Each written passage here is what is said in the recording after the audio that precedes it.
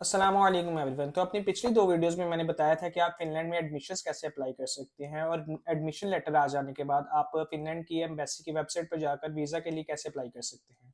वैसे पुरानी वीडियोज़ के लिंक्स मैंने इस डिस्क्रिप्शन में प्रोवाइड कर दी हैं, आप वहाँ जाकर मेरी पुरानी वीडियोज़ देख सकते हैं। तो आज की वीडियो बहुत ही इंटरेस्टिंग और बहुत ही इंपॉर्टेंट है।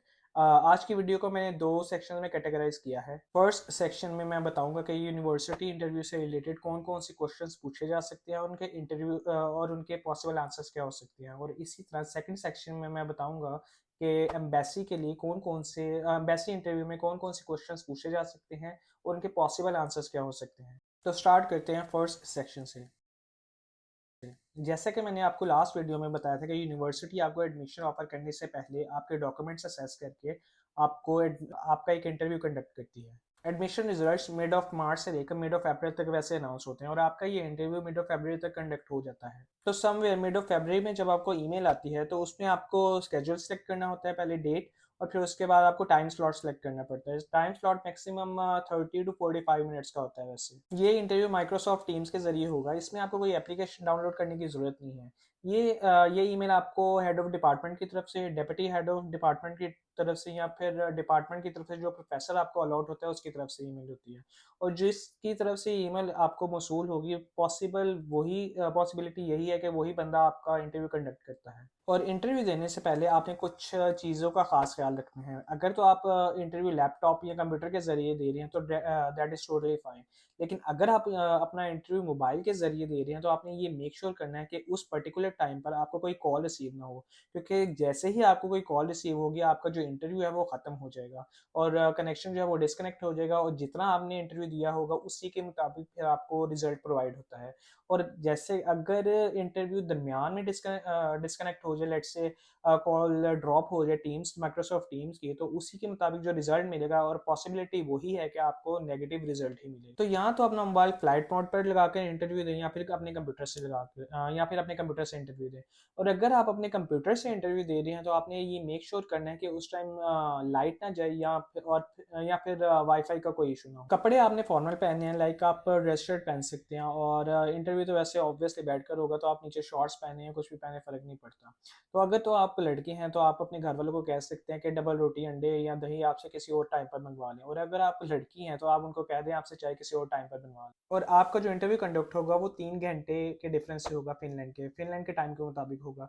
तो फिनलैंड जो है वो 3 घंटे फरवरी में पीछे होता है पाकिस्तान से। लेट्स से पाकिस्तान में अगर 11 बजे हैं तो फिनलैंड में सुबह के फिर 8 बजे होंगे। और इंटरव्यू में आपने हमेशा पॉजिटिव फ्रेम ऑफ माइंड से बैठना है। इंटरव्यू में जितना आप डर के बैठेंगे उतना ही इंटरव्यू आपके लिए मुश्किल होता जाएगा, और इंटरव्यूअर को भी लगेगा कि आपकी बॉडी लैंग्वेज जो है वो ठीक नहीं है, बॉडी लैंग्वेज आपकी नेगेटिव है, जिससे आपका जो रिजल्ट है उस पर इम्पैक्ट पड़े। तो इस लाइफ टाइम अपॉर्चुनिटी को अवेल करने के लिए आपने कॉन्फिडेंट होकर बैठना है। इंटरव्यू लेने वाला सबसे पहले आपको 3 चीज़ों पे असेस करेगा। सबसे पहली चीज़ तो आपका कम्युनिकेशन लेवल।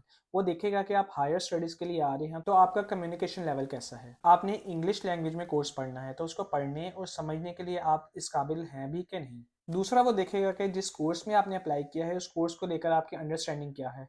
आप अपने शौक से कोर्स पढ़ रहे हैं या फिर आपने मजबूर होकर या फिर ज़ोर ज़बरदस्ती अप्लाई किया है वैसे। और तीसरा, वो देखेगा कि दरमियान में आपका जो स्टडी गैप है और जो आपने जॉब की है, अब वो आपकी फील्ड से रिलेटेड है भी या नहीं। अगर तो वो जॉब आपके फील्ड से रिलेटेड है तो उसको इतना जस्टिफाई नहीं करना पड़ेगा। लेट्स से अगर आपने बायोलॉजी या मैथ्स या केमिस्ट्री कुछ भी पढ़ के आपने टीचिंग की जॉब किया तो आप सीधा सीधा आप उसको बता सकते हैं कि आप साइंसेस के सब्जेक्ट स्कूल में पढ़ाते हैं कुछ भी।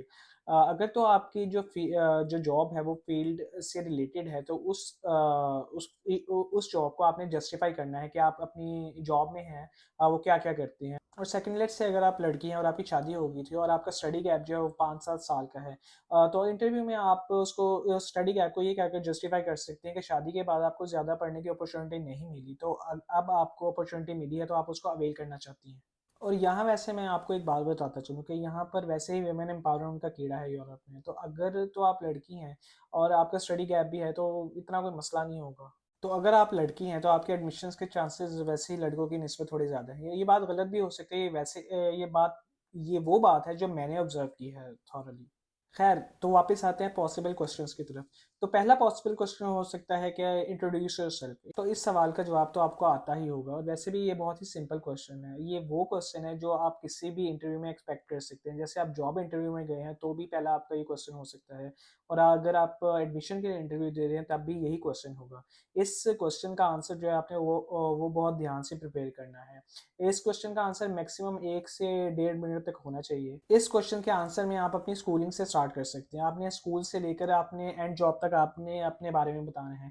और अगर तो आपकी जो जॉब है वो लास्ट डिग्री से रिलेटेड है, तो लास्ट डिग्री और जॉब के जो भी आप काम करते हैं उससे रिलेटेड आप थोड़ा-सा डिटेल में भी बता सकते हैं। और कोशिश आपने ये करनी है कि थोड़ा आहिस्ता-आहिस्ता बोलें और कंटीन्यूअस स्माइल के साथ आप आंसर करें। आहिस्ता-आहिस्ता इस वजह से कह रहा हूँ कि इंग्लिश जो आपका इंटरव्यू ले रहा है उसकी भी सेकंड लैंग्वेज ही है, तो आपने उसे भी असेस करने देना है। इंटरव्यू लेने वाले को भी तो समझो। तो नेक्स्ट पॉसिबल क्वेश्चन हो सकता है कि what are your short term and long term goals related to your field. तो इस क्वेश्चन का आंसर आपने वही करना है जो आपने एसओपी में लिखा है, और अपने आंसर को अब एसओपी वाले आंसर के साथ ही रिलेट करना है।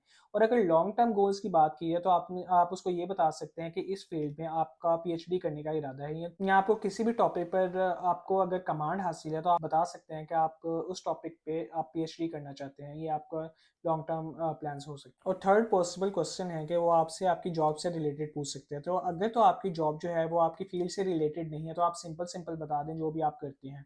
और अगर आपकी जो जॉब है वो आपकी फील्ड से ही रिलेटेड है तो आपने जो आंसर करना है वो पुराने प्रोजेक्ट्स जो जॉब पे किए हैं उसके बारे में आप बता सकते हैं ब्रीफली। आपका जो आंसर है वो मैक्सिमम 1 या 2 मिनट के दरमियान ही होना चाहिए। ज़्यादा डिटेल में वैसे इसके जाने की ज़रूरत नहीं होती। और नेक्स्ट पॉसिबल क्वेश्चन हो सकता है कि व्हाई दिस यूनिवर्सिटी, या फिर व्हाई दिस प्रोग्राम। तो इसका आंसर आपने ऐसे तैयार करना है कि जिस यूनिवर्सिटी में आप अप्लाई कर रहे हैं उस यूनिवर्सिटी की आपको ब्रीफ हिस्ट्री, उसके अवार्ड्स और उसकी अचीवमेंट्स के बारे में पता होना चाहिए। और अगर आपकी फील्ड या फिर किसी प्रोग्राम से रिलेटेड उस यूनिवर्सिटी या डिपार्टमेंट की कुछ अचीवमेंट्स हैं तो वो भी आपको पता होना चाहिए, और आप ये चीज़ें उस क्वेश्चन के आंसर में उसको डिफाइन कर सकते हैं। फिफ्थ पॉसिबल क्वेश्चन आपकी प्रीवियस डिग्री से रिलेटेड हो सकते हैं, या फिर आपने जो प्रीवियस डिग्री में जो थीसिस किया हुआ था उससे रिलेटेड हो सकता है। या फिर ये भी क्वेश्चन हो सकता है कि वाई फिनलैंड। या फिर अगर आप अप्लाइड साइंसेज के हैं तो आपसे ये पूछ सकते हैं कि आपने प्रीवियस डिग्री में जो थीसिस या कुछ प्रोजेक्ट्स किए थे उन थीसिस या प्रोजेक्ट्स में जो आपने टूल्स इस्तेमाल किए हैं उसको डिफाइन करें, या फिर उनके बारे में कुछ बताएं। बाज़ औक़ात आपके माइंड से स्किप हो जाता है कुछ सब्जेक्ट्स के बारे में, तो कुछ सब्जेक्ट्स के बारे में अपनी डिग्री से देके आपने कुछ पढ़ के रखना है अपने सब्जेक्ट्स के बारे में। तो इस तरह के क्वेश्चन का आंसर भी आपने इससे इतना प्रिपेयर करना है कि आप बता सकते हैं कि दुनिया की टॉप यूनिवर्सिटीज़ जो हैं वो फिनलैंड में हैं, और फिर रिसर्च मेथड्स बहुत अच्छी हैं। फिर इकोनॉमी का आप बता सकते हैं, फिनलैंड की इकोनॉमी बड़ी अच्छी है। तो मतलब कि इन दो क्वेश्चन या इसी तरह के जो क्वेश्चंस होंगे कि why Finland, why this university, वो बेसिकली इंटरव्यू आपकी अंडरस्टैंडिंग और आपकी रिसर्च जो आपने की होगी यूनिवर्सिटी के मुतालिक या फिर फिनलैंड के मुतालिक, उसको आपको उसमें आपको असेस करेगा। और नेक्स्ट पॉसिबल क्वेश्चन वो आपसे आपकी हॉबीज़ के बारे में पूछ सकते हैं। तो इसमें आपने बिल्कुल सच ही बोलना है। ये नहीं बोलना कि लेट्स से अगर आपने किताबें नहीं पढ़ते तो आपने ये नहीं कहना कि मुझे बुक्स पढ़ने का बहुत शौक है। वो आपसे पूछ सकता है कि लास्ट बुक आपने कौन सी पढ़ी है, या जो लास्ट बुक पढ़ी है उसको थोड़ा सा डिफाइन करें या कुछ भी। तो यहाँ पर थोड़ा सा कॉन्ट्राडिक्शन हो जाती है। तो इसमें आप उन हॉबीज़ के बारे में बताएं कि अगर कुछ क्रॉस क्वेश्चनिंग भी हो तो उसको आप डिफाइन कर सकें। लेट्स से आप स्पोर्ट्स के बारे में बता सकते हैं, आप क्रिकेट के बारे में बता सकते हैं। क्रिकेट के बारे में उनको ज़्यादा नहीं पता होता। क्रिकेट के बारे में आप बता सकते हैं कि मुझे स्पोर्ट्स खेलने का शौक है। आप फ्री टाइम में आप क्रिकेट खेलना पसंद करते हैं या कुछ और कोई स्पोर्ट्स खेलना पसंद करते हैं। तो लास्ट पॉसिबल क्वेश्चन वो आपसे जो कर सकते हैं वो फिनलैंड के वेदर के बारे में, कि वो क्वेश्चन कर सकते हैं कि फिनलैंड का वेदर बहुत हार्श होता है, तो आप उसको कैसे कोप करेंगे। तो इसका पॉसिबल आंसर जो आप कर सकते हैं, पहले तो आपने उसकी इस बात को एक्नॉलेज करना है कि हाँ, फिनलैंड में जो है वेदर वो बहुत ही हार्श होता है। और फिर इस आंसर में आप ऐड कर सकते हैं कि पाकिस्तान के नॉर्थ में जो है वो फिनलैंड के विंटर्स जैसा ही ऑलमोस्ट वेदर होता है।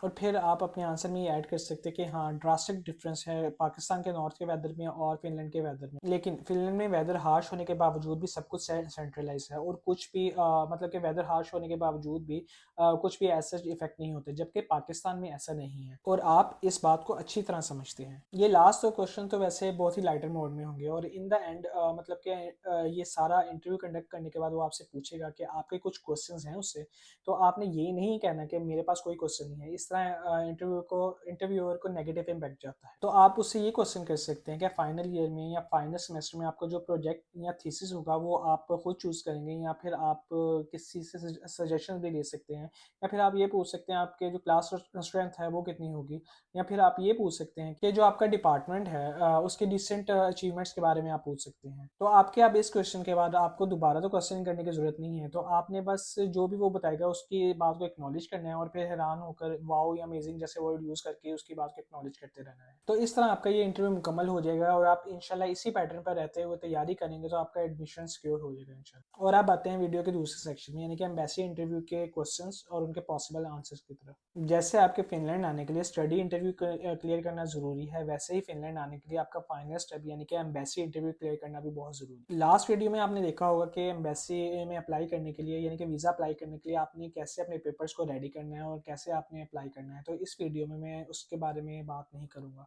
अगर आपको इसके बारे में इंफॉर्मेशन चाहिए तो आप मेरी ऑब्वियसली पिछली वीडियो पे जाकर देख सकते हैं। और फिर सबसे पहले जो आपने करना है, जो भी आपने अपने डॉक्यूमेंट सबमिट करवाए होंगे वेबसाइट पर जाकर वीज़ा अप्लाई करने के लिए, उन सब के आपने दो दो सेट्स फोटो कॉपी करवा के ले जाने हैं। और फिर उसके अलावा आप बैंक स्टेटमेंट या उससे रिलेटेड जो आपके डॉक्यूमेंट्स हैं उनको भी आप फोटो कॉपी करवा कर आप लेके जा सकते हैं। और बकौल खान साहब, आपने घबराना नहीं। तो एम्बेसी इंटरव्यू में भी आपने कॉन्फिडेंट होकर ही जाना है। बॉडी लैंग्वेज जैसे हर इंटरव्यू में आपको पता है बहुत ज़रूरी होती है। इंटरव्यू हमेशा बेसिक क्वेश्चन से ही स्टार्ट होगा, जैसे आपका नाम, आपके लास्ट डिग्री, जॉब से रिलेटेड, आपके आपके स्पाउस से रिलेटेड, या जो आपके अगर बच्चे हैं तो बच्चों से रिलेटेड क्वेश्चन होंगे, या फिर डिग्री प्रोग्राम फ़ी के बारे में, अगर अगर आपकी कोई स्कॉलरशिप है उसके बारे में, आपकी यूनिवर्सिटी नेम के बारे में, आपके डिपार्टमेंट के बारे में कुछ क्वेश्चंस होंगे, आपके हेड ऑफ डिपार्टमेंट का नाम पूछा जा सकता है। तो ये बेसिक जो चीज़ें हैं आपके जहन में होनी ही चाहिए ऑब्वियसली। और ये भी पूछ सकते हैं आपको इस यूनिवर्सिटी के बारे में इंफॉर्मेशन कैसे मिली, आपने फ़ीस जो जमा करवाई थी वो कैसे जमा करवाई थी, किस अकाउंट से आपने जमा करवाई थी। तो नेक्स्ट पॉसिबल क्वेश्चन जो हो सकता है वो ये है कि वो पूछ सकता है कि आपने किसी कंसल्टेंट के थ्रू अप्लाई किया या किसी की हेल्प ली है, तो आपने उसको यही कहना है कि आपने किसी कंसल्टेंट के थ्रू अप्लाई नहीं किया या किसी की हेल्प नहीं ली। अगर तो आपने ये कह दिया कि